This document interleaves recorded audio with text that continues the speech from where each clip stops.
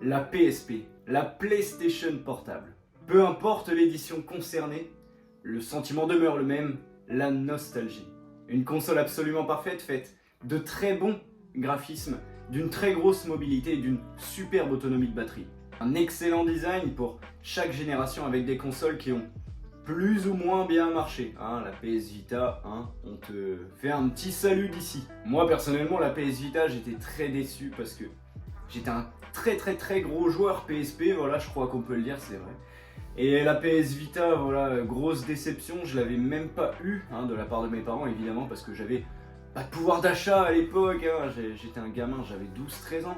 Mais je me souviens, j'avais des amis qui l'avaient acheté et ça tournait mal, la batterie était pourrie, les jeux étaient même pas si exceptionnels. Et puis je me souviens à l'arrière, il y avait un petit pad tactile qu'au final n'était pas si exceptionnel que ça. Sur le papier, une console incroyable, dans la réalité, c'était pas vraiment le cas. Des jeux captivants, travaillés, relativement bien réussis, et pour la plupart du temps joués en cachette, voilà, sous la couette. Beaucoup plus facile évidemment de jouer à la PSP sous la couette qu'à la PS2 en ramenant ta télé 33 cm sous la couette. Parce que je suis allé un petit peu trop loin ouais, je suis allé un peu loin. La première PlayStation Portable sort le 12 décembre 2004 au Japon et arrive par la suite en France le 2 août 2005. Sony stoppera la production de notre console pour beaucoup préférée en mars 2015. Rien qu'en France, 3,66 millions d'unités seront vendues. C'est ce qu'on appelle une réussite. Et en parlant de réussite, le jeu le plus vendu de l'histoire de la PlayStation Portable, c'est GTA Liberty City Story.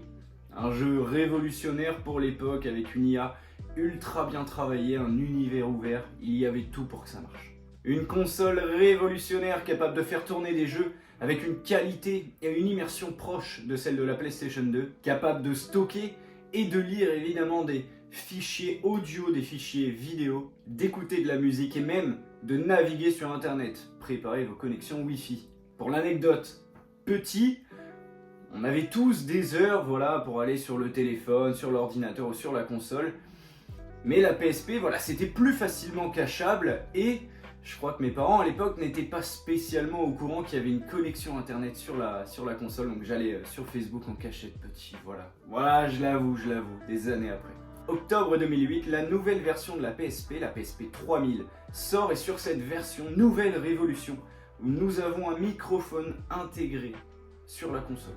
C'est fou. À l'époque, c'est fou. Vraiment, faut se situer quand même.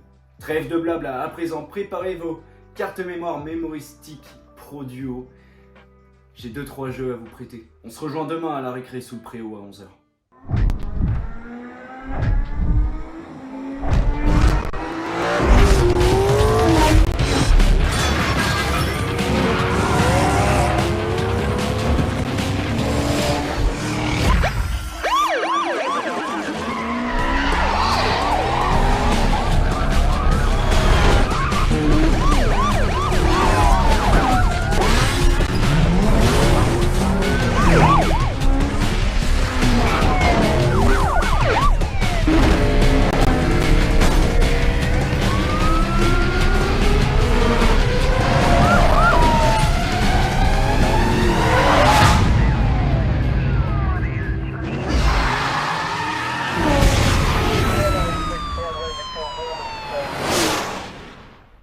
Need for Speed Most Wanted 5.1.0.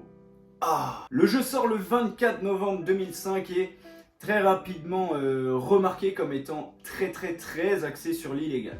En effet, le but du jeu est de devenir le conducteur le plus recherché de la ville par la police. L'objectif de cet opus est de remonter dans le classement des Most Wanted en enfreignant la loi et en gagnant des courses. Conduite en sens inverse, course-poursuite, victoire, évidemment tout est bon pour remonter dans le classement et devenir le Most Wanted. La conduite est agréable, les graphismes sont réussis, le jeu est fluide, tout était réuni pour que ce Need for Speed devienne très largement apprécié par la communauté PlayStation Portable. Aujourd'hui encore, le jeu est amusant, captivant.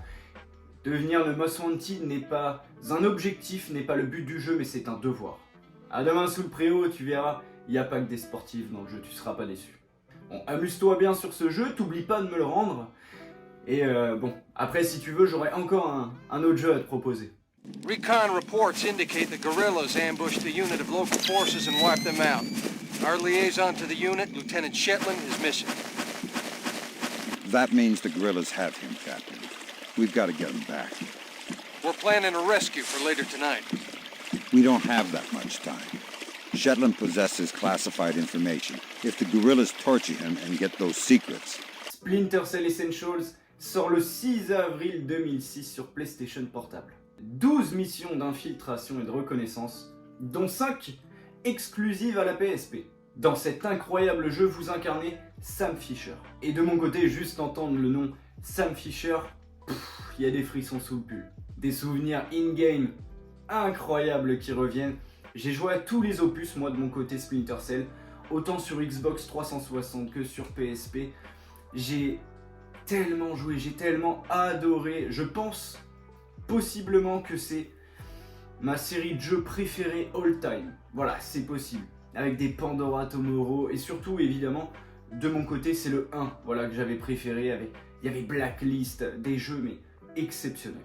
Pour l'histoire, Sam Fisher est un agent double accusé d'avoir trahi son pays. Un complot digne des meilleurs films américains à analyser et à démanteler. Le but du jeu, le but de cet opus, est de remonter dans le passé pour découvrir qui se cache derrière tout ça, qui tente de vous nuire et évidemment donc de changer le cours de l'histoire.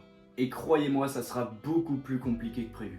Le jeu, évidemment, largement inspiré des consoles de salon, est extrêmement compliqué à faire tourner sur console portable. Voilà, évidemment, la PSP est beaucoup moins performante qu'une PS2, qu'une Xbox 360 à l'époque. Ubisoft aura fait de son mieux pour le coup, mais rassure-toi, ça vaut largement le détour quand même. L'immersion est folle, tu te retrouves mais concentré comme un fou. Tout ça pour, je sais pas, péter une lampe, pour chercher les zones d'ombre, voilà, pour naviguer dans la ville entre guillemets, sans être trouvé, pour naviguer dans les bâtiments qui sont, tu le verras, extrêmement sécurisés, pour escalader les bâtiments par les gouttières, et bien plus encore tu verras. Il y a énormément de mécaniques à découvrir et à maîtriser dans ce jeu. Amuse-toi bien, tu ne seras pas déçu. Bon, j'espère que mes jeux préférés sur PlayStation Portable vont te plaire. Écoute, si toi aussi t'en as, n'hésite pas à me les prêter, voilà, tu me dis ça dans l'espace commentaire. Mais surtout, t'oublies pas de me les rendre, hein, je les ai empruntés, ils sont pas à moi. J'espère que cette vidéo t'a plu, j'espère que j'ai pu te faire remonter quelques souvenirs ou te faire, voilà, découvrir quelque chose peut-être pour les plus jeunes viewers. Si c'est le cas, n'hésite pas à liker, à t'abonner ou bien à me le dire, ça me fera super plaisir et ça me donnera beaucoup de soutien. Prenez soin de vous les frérots, c'était El Flaco, à très bientôt.